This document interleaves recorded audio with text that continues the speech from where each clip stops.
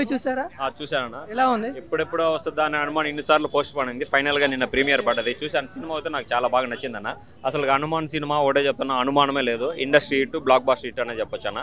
50 కోట్ల బడ్జెట్ లో అటువంటి విజువల్ గ్రాఫిక్స్ చూసి నేను షాక్ అయిపోయాను. అసలు ఏంటంటే కొన్ని సీన్స్ చూస్తూ ఉంటే అవతార్ కూడా తక్కువ అనిపించింది అన్న. అవతార్ మనం ఎక్కువ సార్లు చూసిన మూవీ కదా, గ్రాఫిక్స్ విజువల్ వండర్స్ అంటే.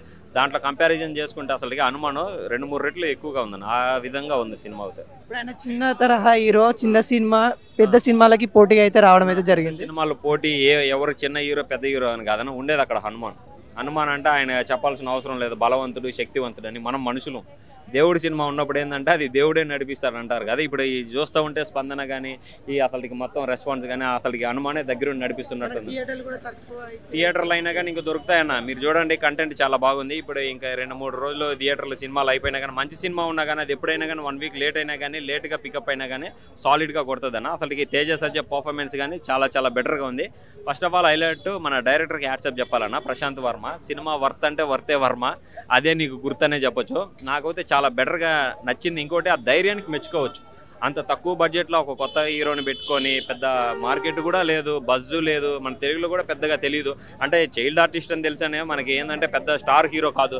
అయినా కానీ ఏంటంటే అసలుగా ఆ పర్ఫార్మెన్స్, అసలుకి ఆ స్క్రీన్ ప్లే, ఆ డైరెక్షన్ ఇవన్నీ చూస్తూ ఉంటారు. అసలుకి నాకైతే మెంటల్ ఎక్కిపోయింది బ్రో. అసలుకి నిజంగా చెప్పాలంటే హనుమాన్ ఉండే వరల్డ్లోకి తీసుకొని వెళ్ళిపోయాడు అన్న. కొన్ని సీన్స్ ఆ మంచుకొండలు హనుమాన్ని చూపించడం కానీ, ఆ విజువల్స్ కానీ, ఆ వండర్స్ కానీ అసలు ఎక్స్ట్రాడినరీగా ఉన్నాయన్నమాట. అసలుకి ఈ టీం వర్క్ కానీ ఆదిపురుషికి కానీ చేస్తుంటే ఆదిపురుషు అసలు డెఫినెట్గా 1000 కోట్లు కొట్టుండేది. అదొక డిసప్పాయింట్ అయింది. కంపేర్ టు ఆదిపురుషు చేసుకుంటే ఇది చాలా బెటర్గా ఉంది. నెక్స్ట్ టైం ఆదిపురుషు 2 తీసుకున్నా కానీ ఈ టీం వర్క్ వాళ్ళని తీసుకున్న ప్రభాస్ అన్న ఖచ్చితంగా సినిమా వేరే లెవెల్ ఉంటుంది. వాళ్ళ దగ్గర మంచి పని ఉంది. అసలుకి ఆ టెక్నీషియన్ విజువల్స్ కానీ జనాలకు కనెక్ట్ అయిపోతున్నాయి అనమాట. చూపించే విధానం కానీ ఏంటంటే రియలిస్టిక్గా ఉంది. ఎక్కడ కానీ గ్రాఫిక్స్ అనేది కనపడలేదు బ్రో. డబ్బింగ్ చాలా బాగుంది బ్రో. కోతి మామూలుగా యాక్షన్ మనకు మర్యాద రామన్లో సైకిల్కి ఎలా ఉంటుందో దీంట్లో కోతి ద్వారా అది పెట్టారనో, వాయిస్ ఓవర్ ఇచ్చాడు. అది కూడా చాలా ఫన్నీగా ఉంటుంది అనమాట. ఎస్పెషల్లీ హైలైట్ రాకేష్ మాస్టర్ అయితే ఇరగదీశాడు. మనకి యూట్యూబ్లో ట్రెండింగ్ అవుతుంటాయి కదా, అదే కామెడీ పెట్టారన్న. అది చాలా బాగుంది. అలాగే శ్రీ సత్య, మళ్ళీ వచ్చేసి గెటప్ సీన్, వీళ్ళందరూ క్యారెక్టర్లు కానీ చాలా ఓవరాల్గా ఉంది. ఇంకోటి హైలైట్ ఏంటంటే వరలక్ష్మి శరత్ కుమార్ ఇంటర్వెల్ తర్వాత ఒక ఫైట్ ఉంటుంది. ఆ టెంకాయ గెల తీసుకొని నూకుతూ ఉంటుంది. అదైతే ఆ బాడీకి ఆ గెల తీసుకొని ఫైట్ చేస్తూ ఉంటా ఆమె. అదైతే ఇంకా చాలా అసలు ఎమోషనల్గా కనెక్ట్ అవుతాం బ్రో. ఇంకోటి ఏంటంటే ఈ సినిమా చూస్తే ఈ సిచ్యువేషన్ ఖచ్చితంగా చూడాలి అన్న.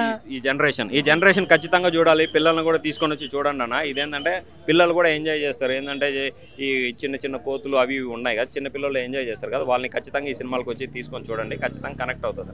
పెద్దోళ్ళకి కనెక్ట్ అవుతుంది, పిల్లలకి కనెక్ట్ అవుతుంది. ఎందుకంటే హనుమాన్ ఉన్నాడు కాబట్టి హనుమానే ముందుకు నడిపిస్తాడు సినిమాని. ఇప్పుడు ఒక ఫ్యామిలీ సంక్రాంతి పండుగ రోజు ఒక సినిమా చూడాలంటే ఏ సినిమా సజెషన్? ఏ సినిమా అంటే 2-3 ఇప్పుడు 4 సినిమాలు రిలీజ్ అవుతున్నాయి అన్న. వాళ్ళు చూసిన 2 అయితే చూసారంటే చూసామన్నా. నేను దైవభక్తి పరంగా పోతే మీరు హనుమాన్ చూడండి. మనకి మాస్ కావాలంటే గుంటూరు కారం చూడండి. అంటే నేను చెప్పాను. Thank you.